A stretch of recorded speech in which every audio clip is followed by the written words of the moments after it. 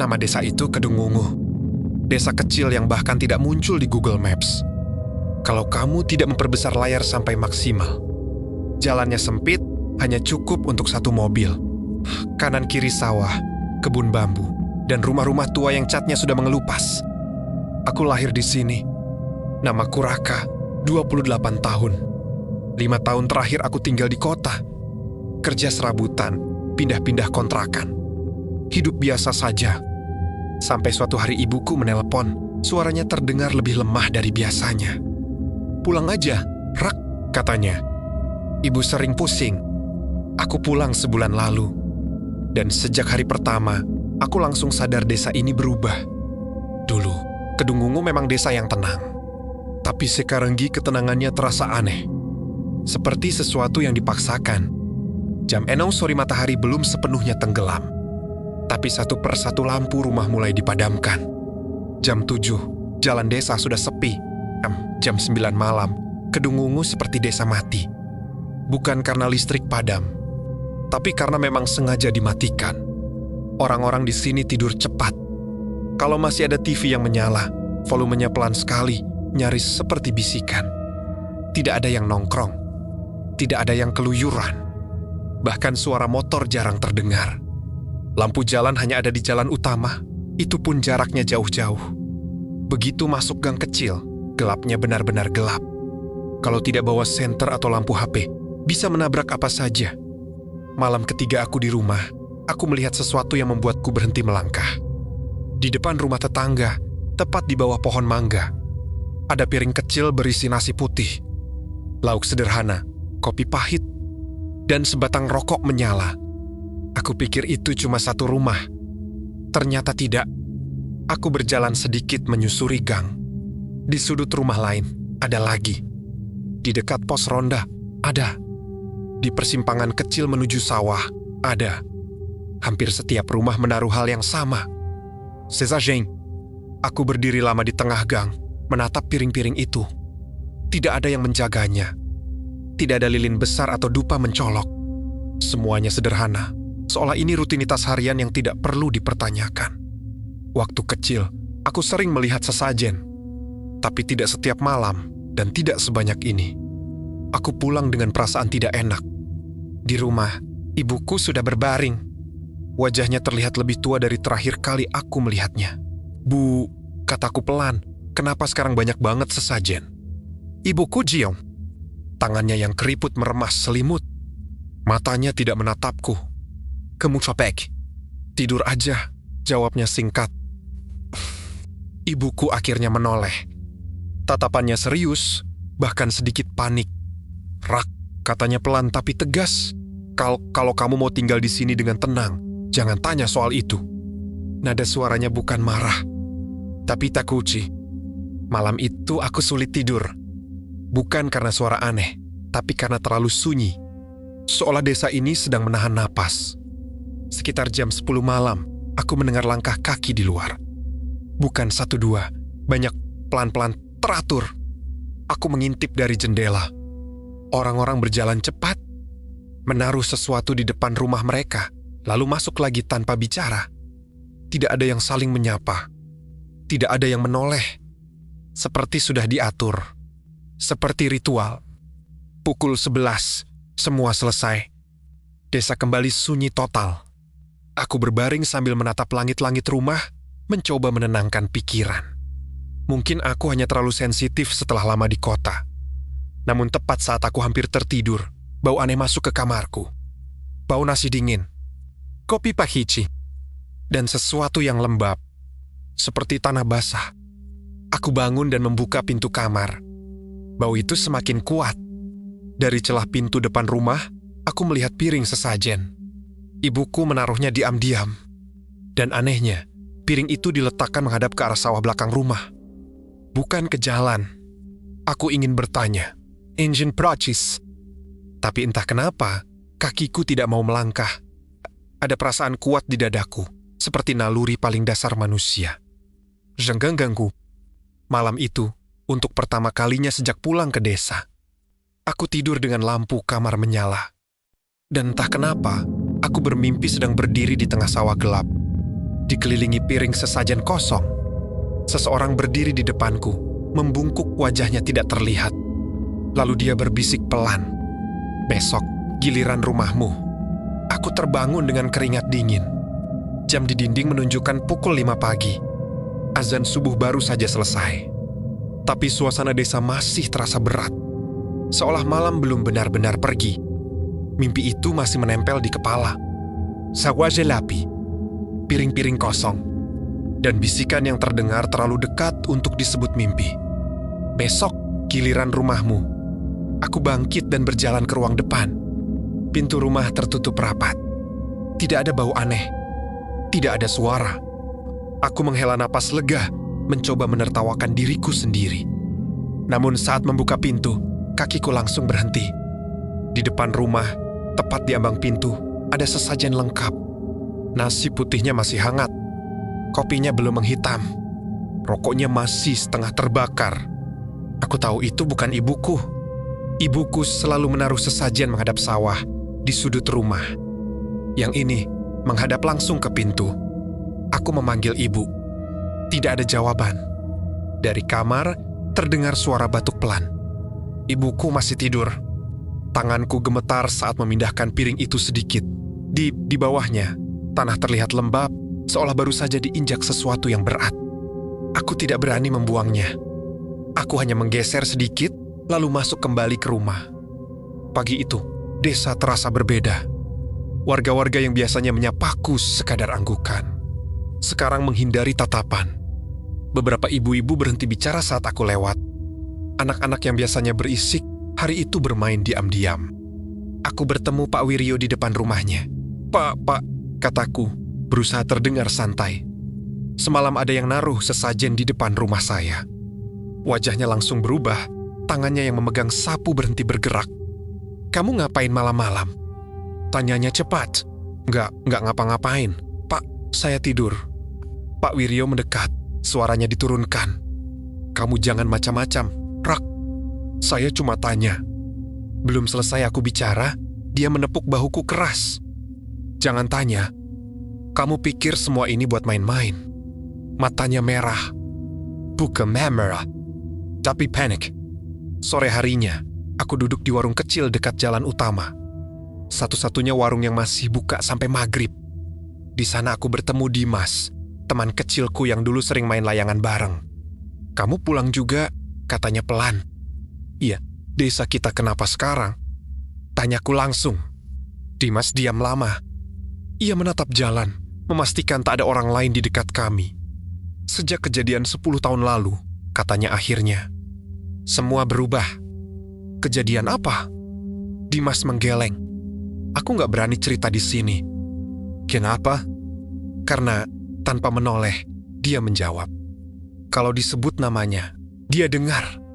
Kalimat itu membuat tengkuku dingin. Malam kembali turun. Seperti biasa, jam 7 mulai padam. Aku memperhatikan dari jendela.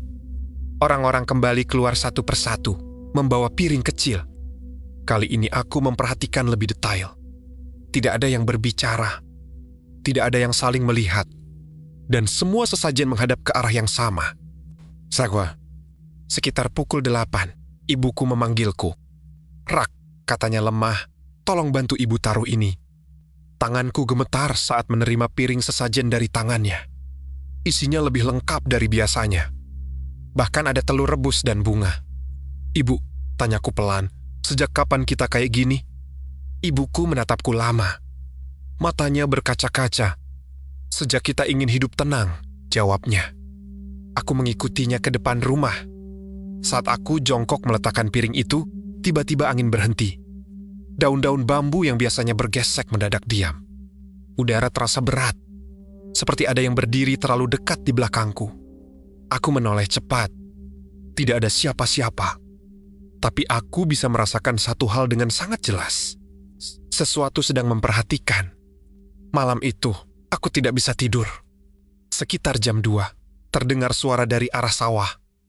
Bukan suara hewan. Bukan juga manusia. Seperti orang mengunyah dengan rakus. Dan di sela-sela suara itu, terdengar bisikan pelan. Yang gini, bertanya terlalu banyak. Aku menutup telinga, menarik selimut sampai kepala.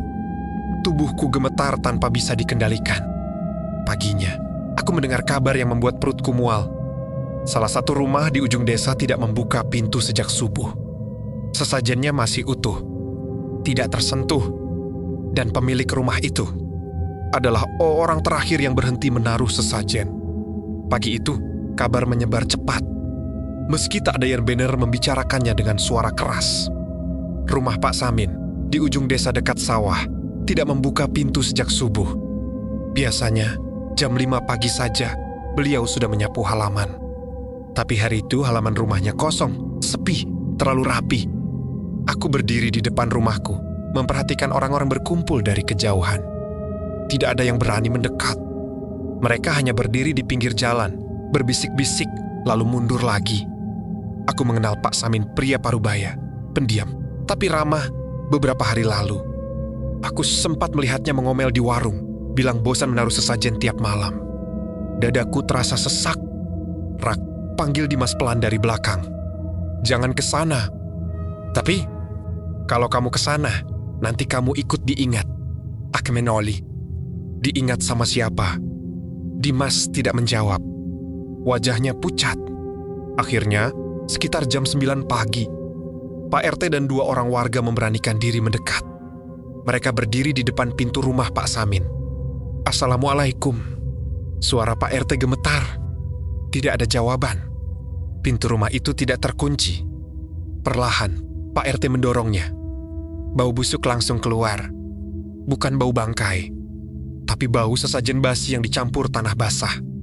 Beberapa warga langsung mundur, menutup hidung. Aku berdiri agak jauh, tapi cukup dekat untuk melihat ke dalam. Rumah itu kosong. Tidak ada perabot yang berantakan. Tidak ada darah. Tidak ada tanda perkelahian. Hanya satu hal yang salah. Di ruang tengah, ada belasan piring sesajen tersusun rapi membentuk lingkaran. Semuanya kosong, bersih, seolah isinya sudah dilahap habis. Di tengah lingkaran itu, ada bekas seretan panjang di lantai, menuju pintu belakang yang mengarah ke sawah. Pak Samin tidak ditemukan. Tidak ada yang berteriak. Tidak ada yang menangis. Seolah semua orang sudah tahu dan hanya menunggu kepastian. Siang itu, desa kembali sunyi. Tidak ada laporan ke polisi. Tidak ada pencarian. Tidak ada doa bersama. Seolah Pak Samin tidak pernah ada. Sore menjelang, aku memberanikan diri menemui Mbah Sastro. Rumahnya di pinggir desa, dekat pohon beringin tua yang selalu membuat bulu kuduku berdiri. Begitu melihat wajahku, Mbah Sastro langsung tahu. Sudah ada yang diambil, ya? Tanyanya lirih. Aku mengangguk. Pak Samin. Mbah Sastro menarik napas panjang. Dia keras kepala. Sebenarnya, apa yang kita beri makan, Mbah? Mbah Sastro menatap ke arah sawah. Matanya kosong. Dulu, katanya, tempat itu bukan sawah. Itu jalur air lama. Tempat orang-orang buang hal yang tidak boleh dibawa pulang. Mahluki? Bukan cuma satu. Ia berhenti sejenak. Kita tidak menyembah. Kita mengalihkan perhatian. Aku menelan ludah. Kalau tidak dikasih, dia cari sendiri. Malam itu, suasana desa jauh lebih tegang. Sesajen yang diletakkan warga lebih banyak dari biasanya. Ada yang menambah ayam utuh. Ada yang menambah kembang 7 rupa. Ibuku terlihat semakin lemah, tapi tetap memaksa keluar rumah. Ibu jangan ikut, kataku. Aku saja. Ibuku menggenggam tanganku. Kalau satu rumah berhenti, dia datang. Aku tidak membalas. Sekitar pukul 11 malam, udara mendadak dingin. Lebih dingin dari biasanya, lampu-lampu yang masih menyala berkedip sebentar. Lalu stabil lagi. Dari arah sawah, terdengar suara langkah berat diseret pelan teratur. Aku mengintip dari balik tirai. Di batas antara jalan dan sawah, aku melihat sesuatu bergerak, tingginya melebihi orang dewasa. Tapi membungkuk, tubuhnya hitam pekat, seolah menyerap cahaya. Ia berhenti di depan rumah Pak Samin. Lalu, berbalik ada. Langsung ke rumahku. Aku mundur terhuyung. Jantungku nyaris copot. Di depan rumah, piring sesajen kami bergetar pelan. Rokoknya padam sendiri. Kopinya tumpah sedikit. Dari luar, terdengar suara napas berat. Dan suara serak yang kini terdengar jelas. Yang gini, sudah hampir habis. Ibuku menangis tertahan di belakangku. Aku berdiri kaku, sadar satu hal yang membuat lututku lemas. Sejak malam itu, jumlah sesajen di depan rumah kami selalu lebih banyak dari rumah lain. Dan aku tahu, itu bukan permintaan. Itu tanda. Sejak malam itu, hidupku tidak pernah benar-benar tenang. Setiap sore menjelang maghrib, perutku selalu melilit. Bukan karena lapar, tapi karena menunggu. Menunggu waktu ketika orang keluar rumah membawa piring kecil. Menunduk, lalu kembali tanpa suara. Dan rumah kami selalu jadi yang terakhir. Jumlah sesajen di depan rumah kami bertambah. Bukan karena ibuku ingin, tapi karena seperti ada dorongan yang tidak bisa ditolak. Tangan ibuku gemetar setiap menyiapkannya. Matanya selalu kosong. Ibu capek, Rak, katanya suatu sore. Ibu mimpi terus. Mimpi apa? Ibuku menelan ludah. Dia berdiri di samping tempat tidur ibu. Minta disebut namanya. Aku merinding. Terus, ibu bangun sambil nangis. Tapi namanya masih di kepala ibu. Malam itu, untuk pertama kalinya, aku mengambil alih. Aku yang taruh, kataku tegas. Ibu istirahat. Ibuku menatapku lama, lalu mengangguk pelan. Jangan kurang. Jangan salah arah. Aku menyiapkan piring sesajen seperti biasa. Nasi putih, lauk, kopi pahit. Rokok lengkap, tapi ada sesuatu di dalam diriku yang memberontak. Aku lelah hidup seperti ini. Takut, menunduk, diam. Saat ibuku masuk kamar, aku berdiri lama di depan pintu rumah. Menatap sawah gelap di kejauhan. Dan tanpa benar-benar memikirkannya, aku menaruh piring itu di dapur. Tidak di depan rumah. Tidak menghadap sawah. Aku menutup pintu. Mengunci rapat. Jam 8 malam, desa sudah gelap total. Jam 9, aku mulai mendengar suara dari luar. Langkah-langkah cepat. Piring diletakkan. Pintu ditutup. Jam 10, udara berubah. Lebih berat. Lebih jingjing. Jam 11, angin berhenti. Aku duduk di ruang tengah bersama ibuku. Kami tidak bicara. Tidak berani. Jam dinding berdetak terlalu keras. Pukul 11:20, terdengar suara ketukan pelan di pintu depan. Tok, tok, tok. Bukan keras. Bukan merah. Seperti orang yang tahu kami ada di dalam. Ibuku langsung memeluk lenganku. Rak, suaranya bergetar. Apa terjadi? Mendekati pintu. Ketukan berhenti. Lalu terdengar suara dari arah dapur. Suara piring digeser. Aku berbalik cepat. Dari celah dapur, aku melihat bayangan hitam merayap di lantai, panjang, tidak berbentuk jelas. Dari dapur, terdengar suara mengunyah, rakus, tidak sabar. Aku sadar terlambat. Lampu ruang tengah berkedip, sekali, dua kali. Lalu padam. Dalam gelap, aku mendengar suara napas berat tepat di belakangku. Kurangi.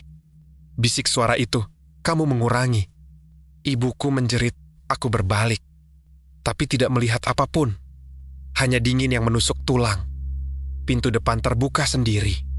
Angin dingin masuk. Dari luar, terdengar suara langkah menyeret semakin dekat.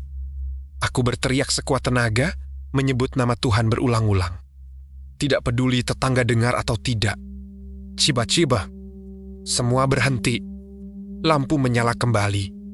Pintu depan tertutup. Suara itu menghilang. Aku jatuh terduduk, napasku tersengal. Ibuku pingsan di pelukanku. Pagi harinya, aku bangun dengan kepala berat. Ibuku terbaring lemah, tapi masih bernapas. Aku membuka pintu rumah dengan tangan gemetar. Di depan rumah, ada 3 piring sesajen. Lebih banyak dari biasanya. Di piring tengah, nasi putihnya tercampur sesuatu yang merah gelap. Dan di tanah, ada bekas tapak tangan besar, jarinya lebih dari 5. Aku muntah di tempat. Dari kejauhan aku melihat warga berdiri memandang rumahku. Tidak mendekat, tidak membantu. Tatapan mereka seragam. Bukan kasihan, tapi lega. Karena malam itu, yang diingat bukan mereka. Setelah malam itu, ibuku tidak pernah benar-benar pulih. Tubuhnya masih hidup, tapi sorot matanya seperti tertinggal di tempat lain. Ia sering duduk menatap sawah dari jendela belakang rumah. Birek bibirnya bergerak pelan seperti sedang menghitung sesuatu. Jumlah sesajen di depan rumah kami tetap 3. Tidak pernah berkurang, tidak pernah bertambah. Aku tahu itu bukan aturan desa. Itu aturan untuk rumah kami. Aku tidak sanggup lagi. Pagi itu, aku menemui Mbah Sastro untuk terakhir kalinya. "Mbah," kataku tanpa basa-basi, "kenapa rumah saya yang ditandai?" Mbah Sastro menatapku lama. Lama sekali. Seolah menimbang apakah aku pantas tahu. "Karena ibumu," katanya akhirnya. Dadaku terasa jatuh. "Dulu, waktu pengurukan itu, lanjutnya, tidak semua warga setuju. Tapi ada satu orang yang membiarkan." Aku menggeleng. Ibu saya sakit waktu itu. Dia nggak ikut apa-apa. Justru itu, kata Mbak Sastro lirih. Dia tidak menolak. Ternyata 10 tahun lalu, saat warga lain protes, ibuku menandatangani persetujuan sebagai saksi. Bukan karena setuju, tapi karena takut dianggap melawan. Dan di dunia seperti Kedung Wungu, diam itu pilihan. Pengurukan berjalan. Jalur lama tertutup, yang seharusnya dilepas, terperangkap. Makhluk itu, kata Mbak Sastro, tidak marah pada yang berteriak. Dia marah pada yang membiarkan. Aku pulang dengan kepala kosong. Malamnya, aku duduk di samping ibuku. Ia menoleh, seolah sadar aku ada. "Rak," katanya pelan. Ibu dengar langkah lagi. Aku menggenggam tangannya. "Ibu jangan takut." Ibuku tersenyum tipis.